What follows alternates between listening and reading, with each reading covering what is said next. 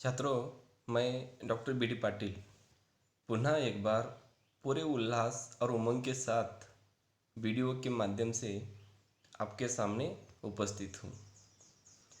छात्रों, पीयूसी द्वितीय वर्ष के पाठ्यक्रम में हम पद्य विभाग यानी भक्ति काल का अध्ययन कर रहे हैं। छात्रों, हमारी पहली कक्षा में हमने संत रैदास जी की रचना रैदास बानी इसका अध्ययन शुरू किया है। हमने अब तक इस कविता में कवि परिचय के अंतर्गत संत रैदास जी की जीवनी का अध्ययन किया है। आज हम इसी कड़ी में आगे बढ़ते हुए रैदास बानी इस कविता का पहला पद पढ़ने की या जानने की कोशिश करेंगे। तो आइए इस पहले पद का प्रथम पठन करते हैं।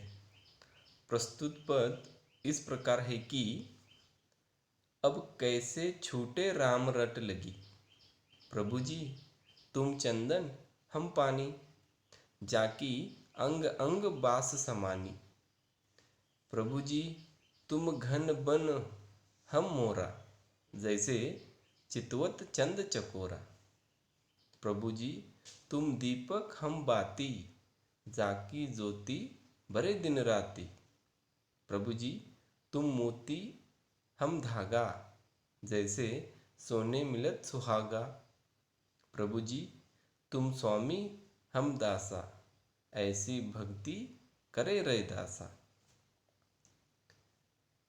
छात्रों,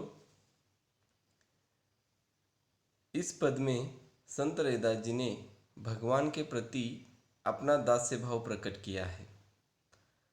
दास्य भाव का मतलब है कि भगवान इस संसार के जगत के मालिक है, स्वामी है तथा मैं उनका दास हूँ, सेवक हूँ, ऐसा मानना।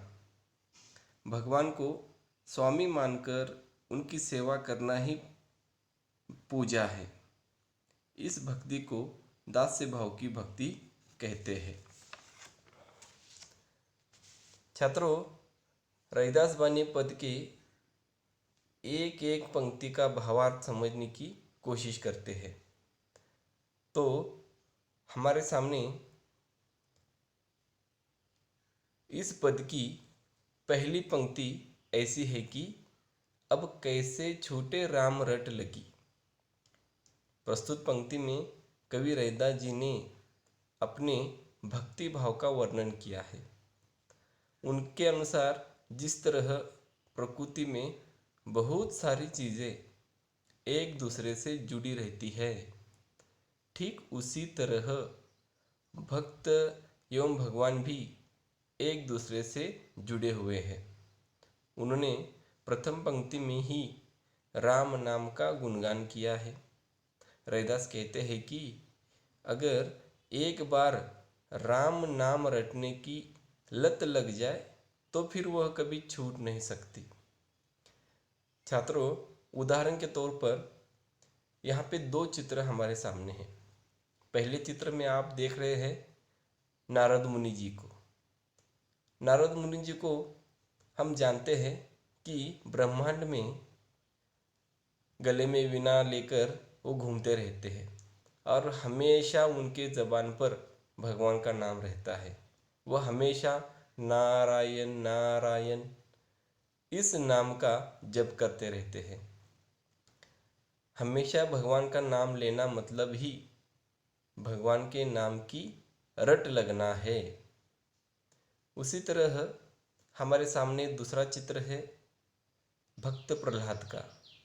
छात्रों, भक्त प्रहलाद की कहानी तो आप अच्छी तरह जानते हैं। भक्त प्रहलाद को भी भगवान का नाम रटने की आदत लग गई थी। तो इसी प्रकार संत रैदास जी को भी राम का नाम रटने की आदत लग गई है।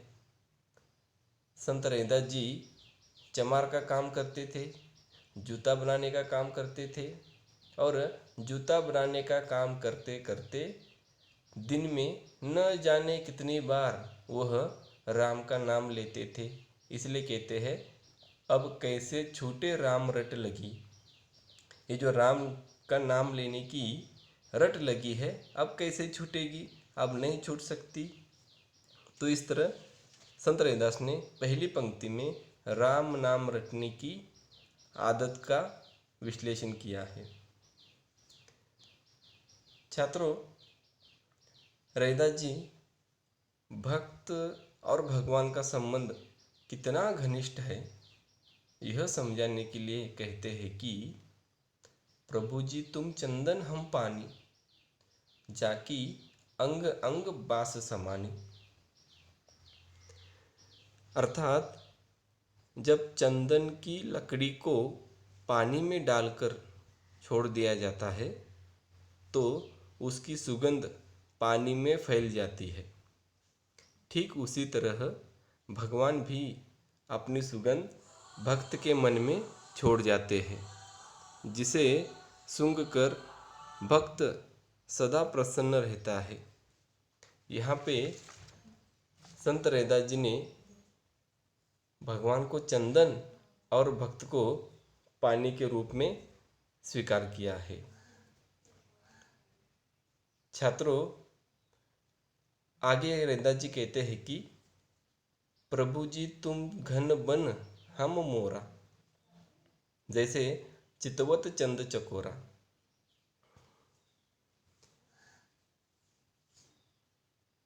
भक्त और भगवान का अटूट संबंध बताते हुए संत रविदास जी ने ये उदाहरण दिया है। छात्रों, यहाँ घन का अर्थ है बादल और वन यानी जंगल। संत रविदास कहते हैं कि हे प्रभु आप घन की तरह हो यानी बादल की तरह हो। ऐसे बादल जो आसमान में उमड़ कर आते हैं। जब बादलों का जंगल आसमान में दिखाई देता है ऐसे समय में मोर जो होता है वन में, वह बादलों को देखकर उमंग और उल्लास के साथ अपने पूरे पंख फैलाकर झूमने लगता है, नाचने लगता है। उसे अति आनंद होता है बादलों को देखकर। उसी तरह भक्त भी राम का नाम लेकर प्रसन्नता का अनुभव करते हैं। इसलिए संत रविदास कहते हैं कि हे प्रभु तुम बादलों की तरह हो और मैं भक्त बस उस मोर की तरह हूँ जो राम का दर्शन करके प्रसन्न होता हूँ। छात्रों, इस पद में आगे रविदास जी कहते हैं प्रभु जी तुम घन बन हम मोरा, जैसे चितवत चंद चकोरा। चितवत शब्द का अर्थ है किसी को प्रेरित करना, किसी को अपनी ओर आकर्षित करना। चंद मतलब चंद्रमा, चांद, और चकोरा मतलब चकोर पक्षी। छात्रों, आप भली भांति जानते हैं चकोर पक्षी यह ऐसा पक्षी है जिसे चांद का आकर्षण बेहद रहता है। जैसे जैसे रात में चांद ऊपर ऊपर उठता है, जैसे जैसे चंद्रमा तेजों में होता है, वैसे वैसे यह चकोर पक्षी रात भर चंद्रमा को टकटकी लगाए रहता है। उसके प्रकाश के प्रति, उसके उजियाले के प्रति, चंद्रमा की प्रतिमा के प्रति चकोर पक्षी का बहुत ही आकर्षण रहता है। वह टकटकी लगाए उसे देखता रहता है। उसी प्रकार रविदास कहते हैं कि मैं भी प्रभु राम को एक टक निहारता रहता हूँ। जैसे चकोर पक्षी चंद्रमा को रात भर निहारता रहता है। चंद्रमा को देखकर, चंद्रमा के दर्शन करके वह जितना तृप्ति का अनुभव करता है उतनी ही तृप्ति भगवान के दर्शन करके भक्त को होती है। यह भक्त और भगवान का अटूट बंधन बताने के लिए रविदास जी ने कहा है कि भगवान चांद की तरह है तो भक्त चकोर पक्षी की तरह है। छात्रों, इस पद में आगे बढ़ते हुए हम देखते हैं कि संत रैदास कहते हैं, प्रभु जी तुम दीपक हम बाती, जाकी ज्योति बरे दिन राती। संत रैदास ने भक्त और भगवान का संबंध स्पष्ट करते हुए कहते हैं कि यहाँ जाकी इसका अर्थ है जिसकी, ज्योति इसका अर्थ है ज्योति, दीपक की ज्योति, बरे इस शब्द का अर्थ है जलना, ईश्वर दीपक के समान है जिसकी ज्योति हमेशा जलती रहती है, उसका प्रकाश तेजोमय होता है। संत रैदास कहते हैं, जैसे दीपक में बाती, बाती मतलब जो कॉटन का धागा होता है, तो जैसे दीपक में बाती जलती रहती है, वैसे ही एक भक्त प्रभु की भक्ति में जलकर सदा प्रज्वलित होता रहता है। तो यहाँ पे संत रैदास कहते हैं कि हे प्रभु तुम दीपक हो और भक्त बाती है जो जलकर स्वयं को आनंद का अनुभव करता है। संत रैदास भक्त और भगवान का संबंध बताते हुए आगे कहते हैं, अगली पंक्ति ऐसी है कि प्रभु जी तुम मोती हम धागा, जैसे सोने मिलत सुहागा। रैदास जी के अनुसार भगवान मोती है तो भक्त धागे के समान है। ऐसा धागा जिसमें मोतियों को पिरोया जाता है। मोती और धागा दोनों एक दूसरे के बिना अधूरे हैं। इसलिए रैदास ने एक भक्त से भगवान के मिलन को सोने पे सुहागा कहा है। छात्रों, सोने पे सुहागा यह एक कहावत है जिसका अर्थ है अच्छे से और अच्छा होना। छात्रों, सोने पे सुहागा इसका और एक अर्थ है कि सोना मतलब गोल्ड, जब उसको शुद्ध करना होता है तो उसमें सुहागा नामक रसायन यानी केमिकल का इस्तेमाल किया जाता है जिससे सोना शुद्ध होता है। तो वैसे ही संत रैदास कहते हैं कि भगवान की भक्ति करने वाला भक्त भगवान का नाम लेने से, राम का नाम लेने से और भी शुद्ध हो जाता है, उसका मन पवित्र हो जाता है। तो यहाँ पे संत रैदास जी ने कहा है कि प्रभु तुम मोती हो और भक्त धागे के समान है। छात्रों, इस पद की अंतिम पंक्ति में संत रैदास कहते हैं कि प्रभु जी तुम स्वामी हम दासा, ऐसी भक्ति करे रैदासा। संत रैदास कहते हैं, हे मेरे प्रभु राम, तू ही जगत के स्वामी हो और यह रैदास आपका दास बनकर आपकी भक्ति करता है, सेवा करता है। यहाँ पे संत रैदास ने दास्य भाव का उदाहरण दिया है। जैसे हनुमान जी ने प्रभु राम की सेवा दास बनकर की थी।